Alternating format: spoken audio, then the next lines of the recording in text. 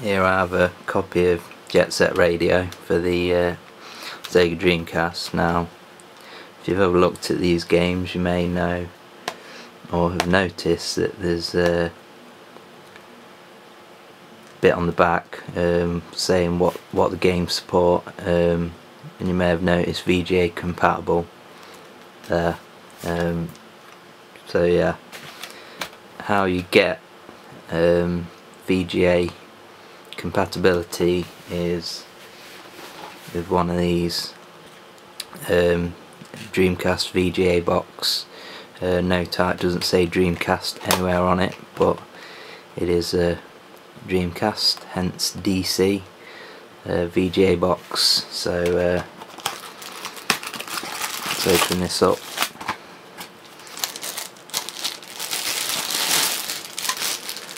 So on this you've got a S-video,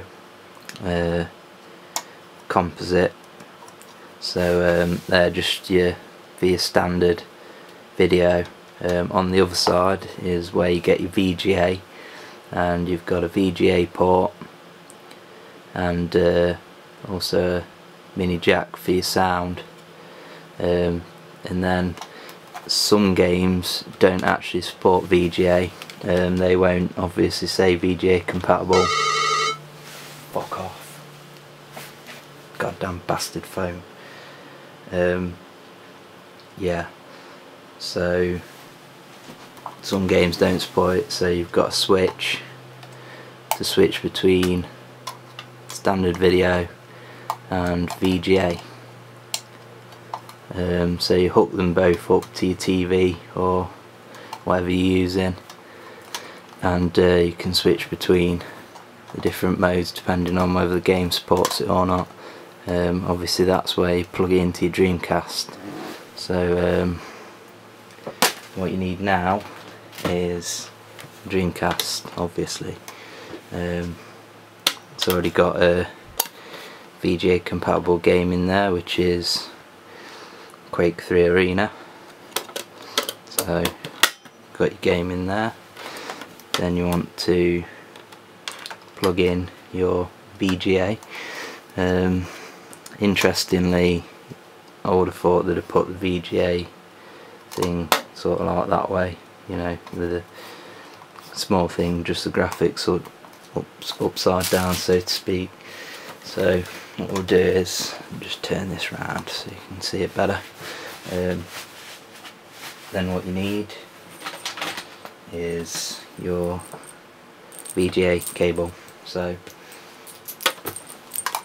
that goes in there.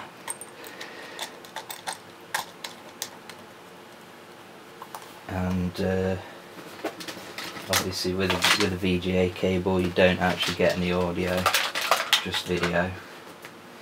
It actually outputs at I think 640 by 480 resolution.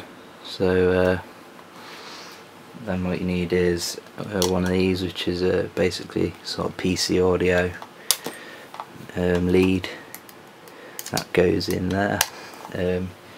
Now you may or may not need one of these depending on your TV or monitor.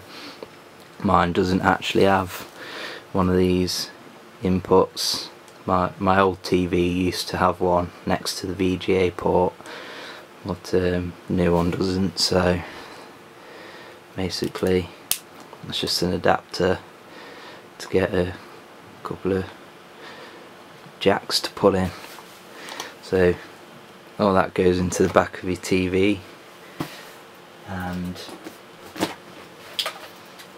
then these are actually RGB cables, but the colour doesn't matter, you just hook them up, and then obviously put the other ends where they're supposed to go corresponding to that. I do have red, white and yellow cables, but these were just to hand, so I use them. So what I'll actually be doing with this cable because I don't really want to play any games that aren't VGA compatible. I'll just be banging them into my EasyCap cheapo eBay capture device. So I'll go into the PC and I'll just flick the switch when I want to record rather than play. So then basically you're good to go. So controller,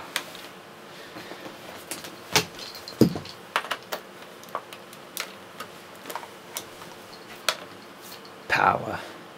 You actually get, if I just plug this in,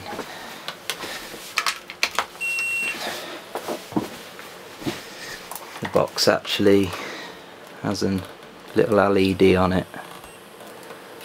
So yeah, that's LED stays on no matter what mode you're in, but looks pretty cool.